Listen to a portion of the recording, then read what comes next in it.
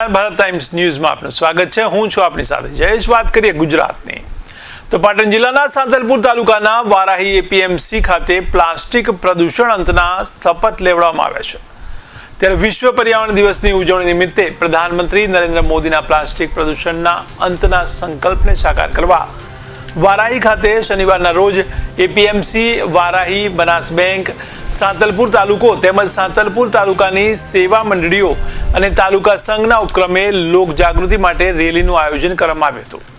આ rally Varahi market યાર્ડથી મુખ્ય બસ સ્ટેન્ડથી બજારમાં નીકળી હતી, જેમાં એક પેડ માકે નામને અનુલક્ષીને એક પેડ ઉછેરવા માટે પણ શપથ લેવડાવવામાં આવ્યા હતા।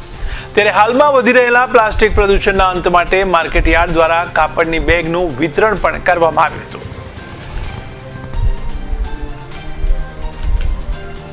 વિશ્વ પર્યાવરણ દિવસની ઉજવણી નિમિત્તે માનનીય પ્રધાનમંત્રી નરેન્દ્રભાઈ મોદી સાહેબના પ્લાસ્ટિક પ્રદૂષણના અંતના સંકલ્પને સાકાર કરવા એપીએમસી વારાહી દ્વારા લોક જાગૃતિ માટે રેલીનું આયોજન કરવામાં આવ્યું, જેમાં એક પેડ માકે નામ અનુલક્ષીને એક પેડ ઉછેરવા માટે શપથ લેવડાવવામાં।